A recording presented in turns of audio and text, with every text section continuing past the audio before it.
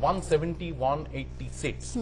Then most of these people who were seen along with the left leadership yesterday, they will be just, you know, they'll be jumping the ship and they will be joining the BJP bandwagon. No moment, they will not take, they will not even hesitate for a moment. Right. Nitish Kumar had spent 17 years with BJP.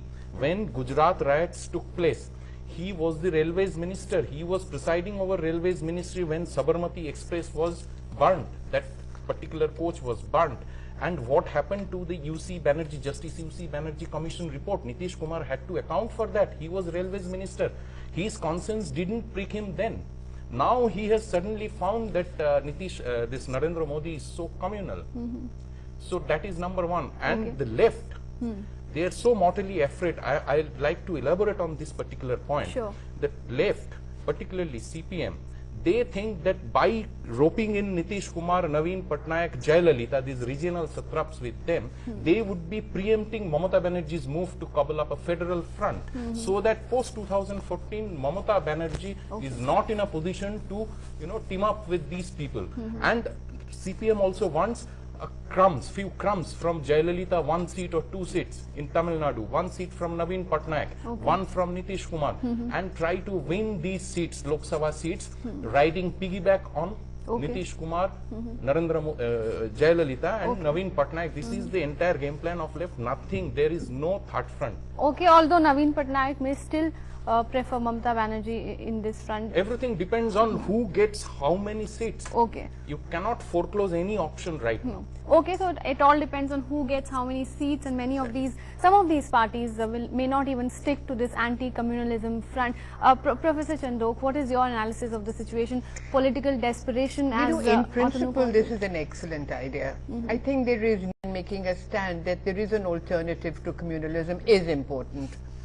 However, I don't see it as a serious effort because 14 parties coming together, with many of these parties being single leader parties and single leaders who are anxious to become the Prime Minister, and they have not hesitated to state that we want to become the Prime Minister, is not a serious effort. And it seems opportunistic because they have left it for after the elections.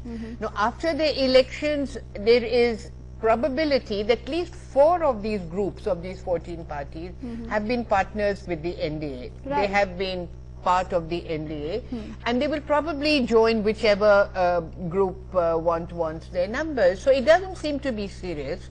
But I wish that a third party would emerge and pose a challenge to both these fronts. Also, the plank of communalism versus secularism is frankly old hat.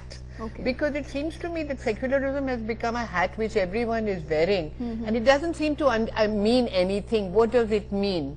There is serious need to contemplate on the notion, on the concept of communalism in the Constitution, Supreme Court judgments, and the historical origins of secularism, to pose a very direct front. The advantage is that Mr. Narendra Modi, whenever he steps out of Gujarat, seems to be out of his depth. You know, he just gets into difficult waters, he makes a mess of history, he doesn't understand the complexity of India, he doesn't seem to understand what a plural society needs, and this kind of a formation will be very important. But I am skeptical about all 14 of them holding together after the election. You know, we should really adopt the European model. You have a coalition before the elections, make an agenda, designate a prime ministerial candidate, then go to the people to say that we will think about